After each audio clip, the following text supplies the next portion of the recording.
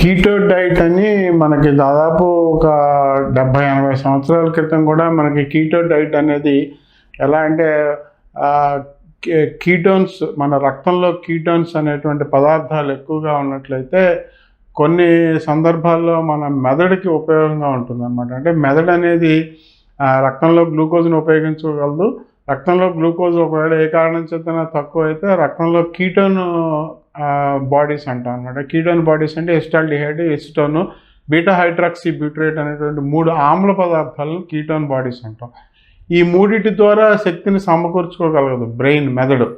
కాబట్టి కొన్ని మెదడుకు సంబంధించిన వ్యాధుల్లో, పిల్లల్లో వచ్చే మెదడుకు సంబంధించిన వ్యాధుల్లో కీటోన్ బాడీస్ని శరీరంలో ఎక్కువగా తయారైనట్లయితే వాళ్ళకి ముఖ్యంగా ఆ మెదడు వ్యాధుల్లో ఒక రకమైన చికిత్సగా వాడుకునేవాళ్ళు. దాన్ని కీటో డైట్ అంటారు. అంటే ఏంటంటే మీరు తీసుకున్నటువంటి ఆహారంలో పిండి పదార్థాలను తగ్గించుకొని కొవ్వు పదార్థాలను పెంచుకున్నట్లయితే కొవ్వు పదార్థాలని వినియోగించుకుని దాని ద్వారా శక్తి సమకూర్చుకోవడానికి మన శరీరం చేయాల్సినటువంటి జీర్ణక్రియల్లో అది పిండి పదార్థం అంటే కార్బోహైడ్రేట్ మెటబాలిజం అంటే షిఫ్ట్ టు ఫ్యాట్ మెటబాలిజం చేస్తే ఆ కొవ్వు పదార్థాలని కరిగించుకుని దాని ద్వారా శక్తిని సమకూర్చుకుంటుంది అనమాట. ఆ కొవ్వు పదార్థాలను కరిగించుకున్నప్పుడు అది ఎసిటాల్డిహైడ్ అనే దాంట్లోంచి ఎస్టోన్గా తయారవుతుంది.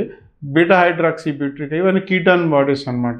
సో ఈ కీటోన్ బాడీస్ 3 ఎక్కువ అయితే అది ఉండాల్సిన దానికన్నా ఎక్కువ అంటే మన శరీరంలో సీరంలో అంటే రక్తంలో 5 మిల్లీగ్రాములు పర్ డెసిలీటర్ కన్నా ఎసిటోన్ ఎక్కువగా ఉండకూడదు. ఒకవేళ ఎసిటోన్ ఎక్కువగా ఉందనుకోండి మన రక్తంలో ఆమ్ల లక్షణాలు ఎక్కువ అవుతాయి. అంటే మన pH అనేది లెక్క కట్టుకోం. అంటే 7.2 కన్నా తక్కువ ఉండకూడదు. అది 7.2, 6.9 కూడా అయిపోతుంది అనమాట. కాబట్టి మనం ఏదైతే చికిత్స కోసం వాడతామో పిల్లల్లో అదొక పాత తరం చికిత్సా పద్ధతి అనమాట. ఇప్పుడు ఎవరు వాడట్లేదు. అలా కీటోన్ బాడీస్ శరీరంలో ఎక్కువ అయితే చికిత్సగా కొంతగా వాడుకున్నాం కాబట్టి ఇవాళ అలాంటి చికిత్సనే డయాబెటీస్కి కూడా వాడచ్చని కొంతమంది ఆలోచిస్తున్నారు. అది కొన్ని విషయాల్లో కరెక్టే కానీ కొన్ని విషయాల్లో కరెక్ట్ కాదనమాట.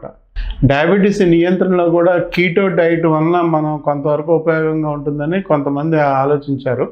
అంటే మనం తీసుకునేటువంటి ఆహారంలో పిండి పదార్థాన్ని 50%, 40%, 30% కూడా తగ్గించేసి ఒక్క కొవ్వు పదార్థాలు మాత్రం తీసుకున్నట్లయితే మన శరీరంలో కీటోన్ బాడీస్ ఎక్కువ అవుతాయి అన్నమాట.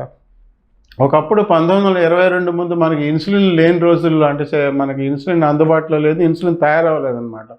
ఇన్సులిన్ లేని రోజుల్లో ఆ రోజుల్లో ఏం చేసేవాళ్ళంటే ఇలాగే పిండి పదార్థాలు మానిపించేసి కొవ్వు పదార్థాల మీద ఆల్కహాల్ మీద మనుషుల్ని బతికిచ్చారు కొంతకాలం. ఒక 5 ఏళ్ల వరకు ఎక్కువ కాలం బతికిచ్చారు. లేదా వాళ్ళంతా చనిపోయేవాళ్ళు అనమాట.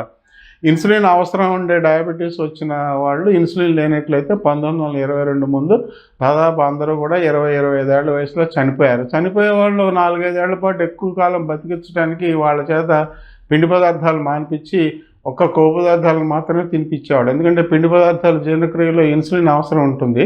కొవ్వు పదార్థాలు కొంతవరకు ఇన్సులిన్ అవసరం లేకుండా కూడా కొవ్వు పదార్థాలు కరిగి శరీరంలో శక్తిని సమకూరుస్తాయి అన్నమాట. కానీ అది కొంతకాలం వరకు వాళ్ళని బతికించగలిగాం. కానీ వాళ్ళని పూర్తిగా డయాబెటీస్ వాళ్ళకి ఇన్సులిన్ ఇవ్వకుండా ఇన్సులిన్ అవసరమైన డయాబెటీస్ ఉన్నప్పుడు వాళ్ళని పిండి పదార్థాలు మానిపించి మనం వాళ్ళని ఎక్కువ కాలం బతికించలేకపోయాం.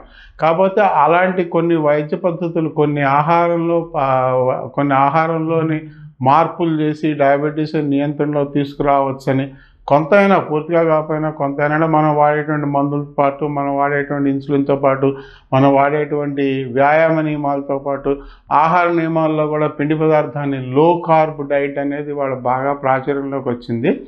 ఈ లో కార్బ్ డైట్ వాడేసి మనం ఎక్కువగా కొవ్వు పదార్థాలను తీసుకున్నట్లయితే మనకి కీటోన్ బాడీస్ వస్తాయి. కీటోన్ బాడీస్ వచ్చి మనకి డయాబెటీస్కి అవసరమైన డయాబెటీస్లో పిండి పదార్థం మీద ఆధారపడకుండా కొవ్వు పదార్థం మీద ఆధారపడి శక్తిని సమకూర్చుకునే అవకాశం ఉందన్నమాట. కానీ దీనిలో వచ్చే లక్షణాలు ఏంటంటే ఇప్పుడు ఎసిటోన్ ఎక్కువైనట్లయితే pH తగ్గిపోయింది అనుకోండి, అంటే 7.2 కన్నా రక్తంలో ఆమ్ల లక్షణాలు ఎక్కువైపోతే మన మెదడు మీద, ఊపిరితిత్తుల మీద, మూత్రపిండాల మీద, గుండె మీద కొంచెం దానివల్ల నష్టం కలుగుతుంది. Cardiac depression, respiratory depression, brain cerebral depression జరుగుతుంది. మరీ ఎక్కువగా ఎసిటోన్ లెవెల్ పెరిగిపోయినట్లయితే ప్రాణ నష్టం కూడా జరుగుతుంది. కాబట్టి సీరం ఎసిటోన్ 5 mg/dL కన్నా పెరగనంతకాలం మీ కీటోన్ డైట్లు పాటించవచ్చు. కీటోన్ డైట్ ఎవరైనా పాటించాలంటే వాళ్ళకి కొన్ని ఇండికేషన్స్ కొన్ని చెప్పామన్నమాట. కొన్ని సూచనలు ఏంటంటే 40 ఏళ్ళు దాటిన వాళ్ళు ఎవరు కీటో డైట్లు వాడద్దు. తర్వాత డయాబెటీస్ వచ్చిన మొదటి 5 సంవత్సరాల్లోనే వాడుకోండి. తర్వాత మీకు urea, creatinine, electrolytes, uric acid అనేటువంటి శరీరంలోని బయోకెమిస్ట్రీ రిపోర్ట్లు నార్మల్గా ఉంటేనే వాడండి. మీకు ఎట్టి పరిస్థితుల్లో సరే గుండె, మూత్రపిండాలు, కాలేయం సంబంధించిన సమస్యలు ఉన్నా, వచ్చేటువంటి అవకాశం ఉన్నా కూడా కీటో డైట్లు వాడద్దు. వాడేవాళ్ళు మూత్రంలో కీటోన్ బాడీస్ చేసుకోవచ్చు, లేదా అప్పుడప్పుడు వాళ్ళు సీరంలో ఎసిటోన్ చూసుకోవచ్చు. సీరంలో ఎసిటోన్ 5 mg దాటకూడదు. కాబట్టి ఇలాంటి కొన్ని జాగ్రత్తలు తీసుకుంటూ కీటో డైట్లు పాటిస్తూ మీరు డయాబెటీస్కి అవసరమైన మందులు, మాత్రలు తగ్గించుకునే అవకాశం ఉంది. కానీ అది మంచి పద్ధతి కాదు. కానీ కొంతమంది దాన్ని ప్రయోగిస్తున్నారు కాబట్టి వాళ్ళకు కూడా కొన్ని జాగ్రత్తలు, సలహాలు చెప్తున్నాను.